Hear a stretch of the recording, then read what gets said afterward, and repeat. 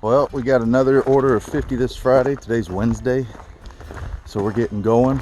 Hopefully we're not stressed and pushing ourselves real hard on Friday morning to get them done by Friday morning. We have this season is close to being wrapped up. We're gonna have 50 Friday, and we're hoping for 2 orders of 30 to 40 next week, and then we'll probably be done. We won't have very many more berries left. But we have elderberries. They're ready to start picking right now. And we have, once first frost comes, we'll start harvesting our rose hips. So we do have some other crops that'll be coming in. We'll be doing elderberries and drying them. And we're talking about selling those probably by the pound. So you can buy a bag of dried elderberries. And we'll just have to see how that goes. So we'll be doing quite a bit on that. Anyhow, time to get busy. Family's already out here going at it hard, and we got a bunch of stuff going, listening to some music, having some fun. It's okay, Mama. They like some music. Anyhow, we're having a good time this morning. Got a little bit of a late start, but we'll do good. We got a lot of berries coming ripe right now. All right, guys, see you in a little bit. You know, we're doing pretty good this morning. It's actually probably 30-40 minutes till noon, but it feels great. It's like low 80s. Berries are doing really well, even with the sun fully out. But one thing you got to tell yourself is when you know better than to do something, don't do it. I took off my long sleeve thick work shirt because it felt really good out without it. And now I'm in these bushes here that are crawling up this hill, and they're sticking me everywhere that I hadn't felt this whole time. But I decided, you know what, my son here, he goes without sleeves. My wife and my other son and daughter, they took off their long sleeve shirts and they're picking. But you know, I get up into the bushes. I mean, I crawl in, I stomp down, I do what I can where we don't have pathways cut out. I do what I can to get to the berries, and it kind of stinks when you don't have shirts on. So anyhow, we're picking some pretty nice berries. I mean, look at this. I don't know how well you can see that as I'm trying to crawl up the hill, but they're pretty nice looking berries. They're not getting soft yet. They're in the shade. That's one thing I've learned is shade. Everywhere that has shade,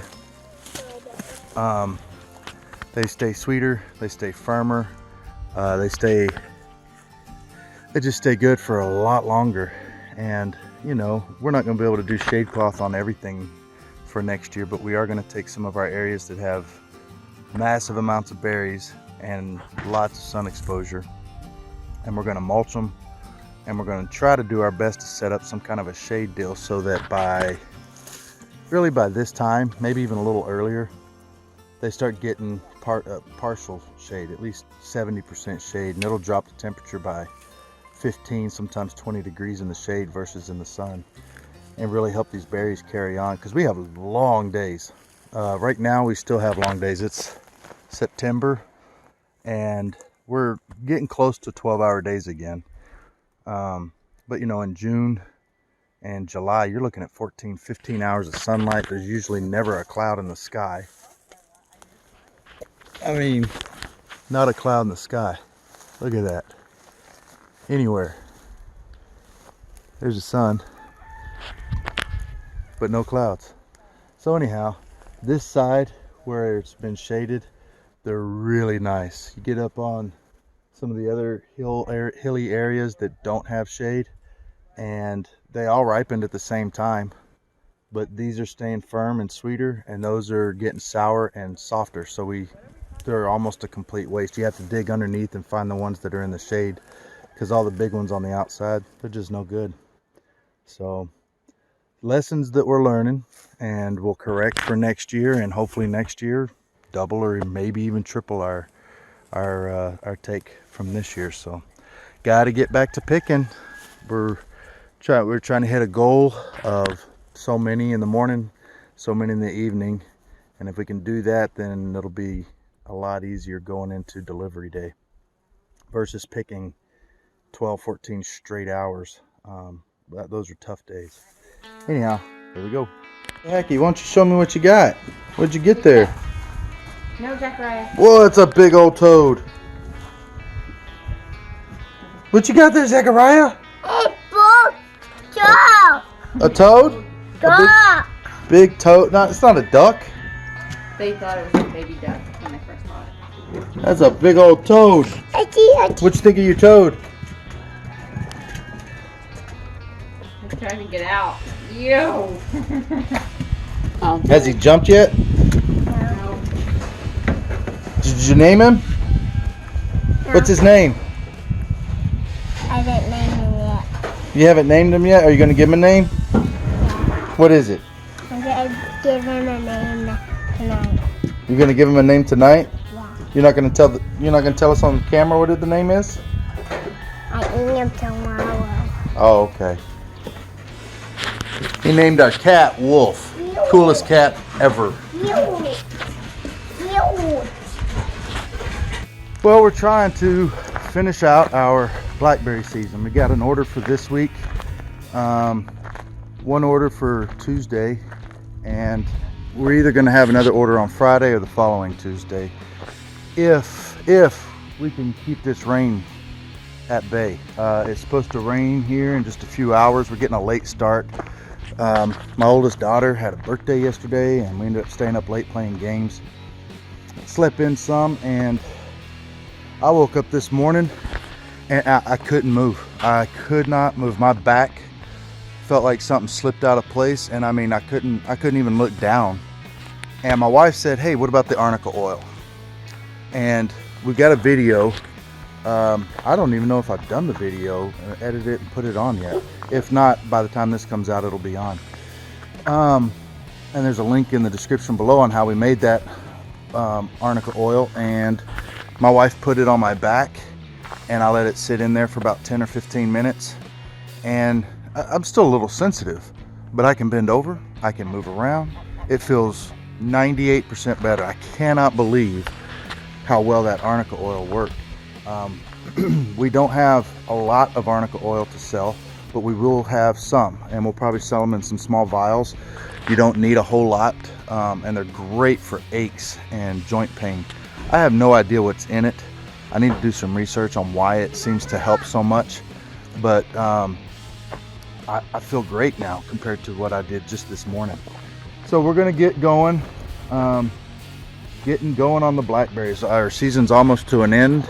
My wife and my kids, even I in some ways, couldn't be happier that it's almost over. We did well this year, not as good as I was hoping, but it was our first year to do this, and we're learning a lot. And hey baby, hey sweetie. And we're just we're moving on to the next one. We got blackberries almost done. We got elderberries right now that we're getting ready to do. Sometime in October probably we'll start harvesting rose hips. We got a line of things that we're getting ready for, and we're trying to keep that going continuously. So anyhow, we're going to be getting a lot of videos out here soon. So we're going to start picking blackberries this morning, and hopefully get quite a bit done before the rain sets in.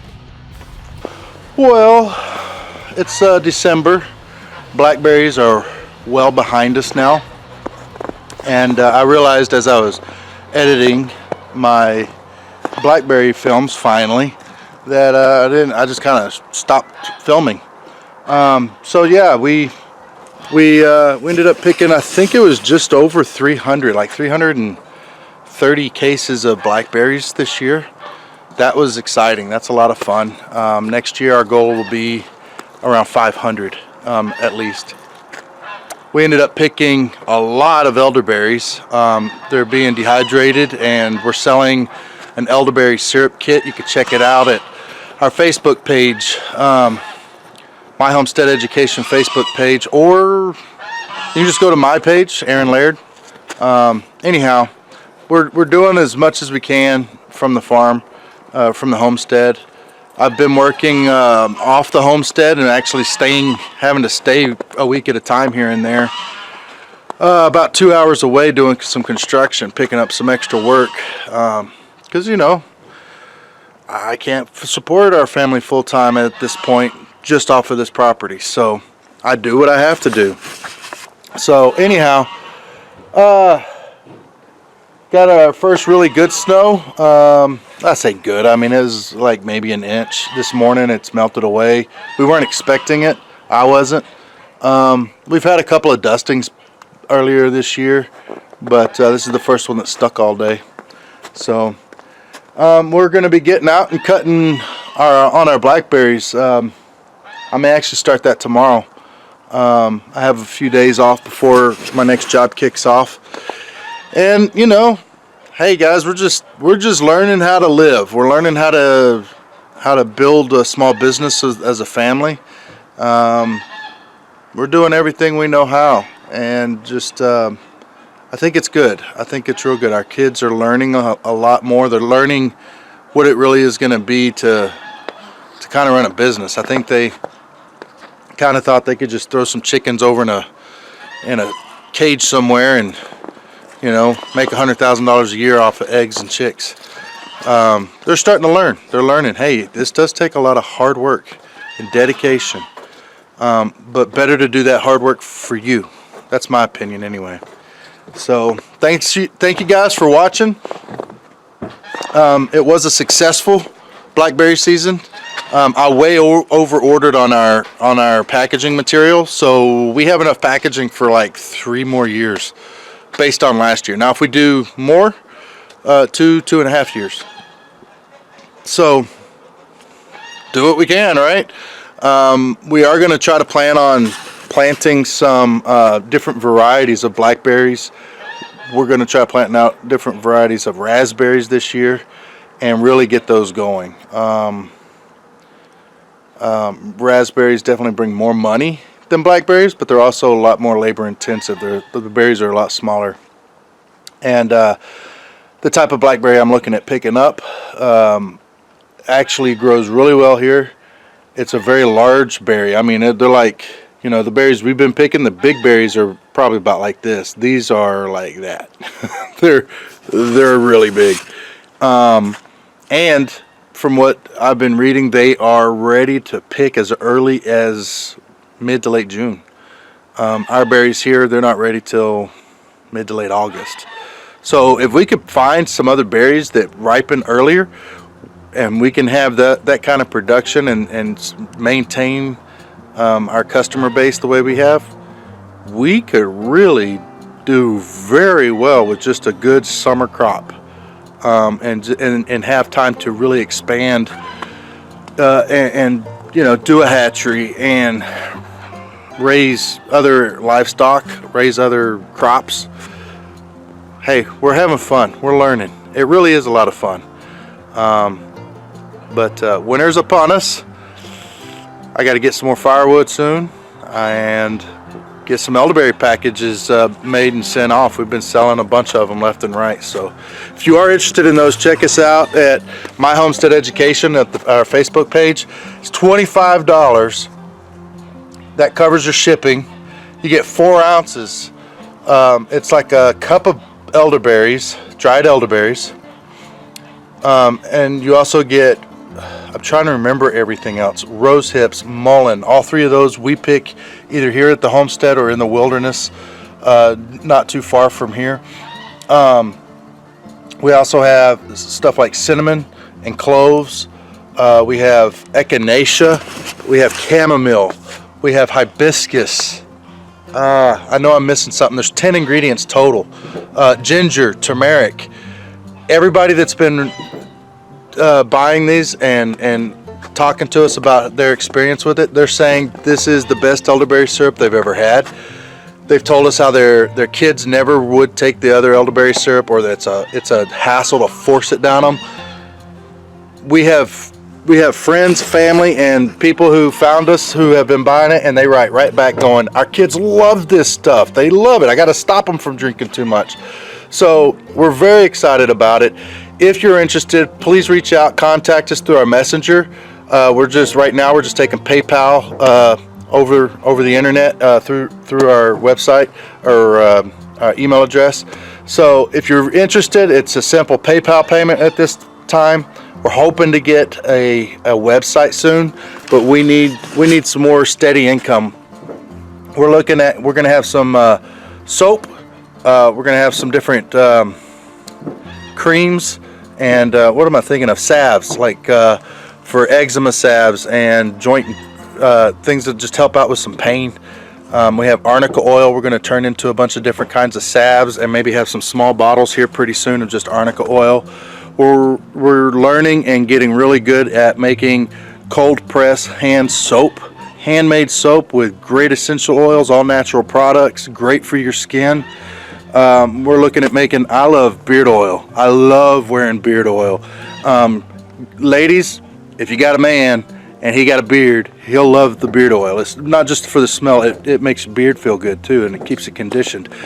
And it smells amazing, and there's a lot of different smells that you can get, a lot of different types of odors, that scents that we can put into it. So anyhow, as we move on, as we keep pushing, just keep checking us out. We'll have more products as we go. We thank you all. Had a really good blackberry season, and I'm hoping to see you guys more and more throughout this winter. Take care.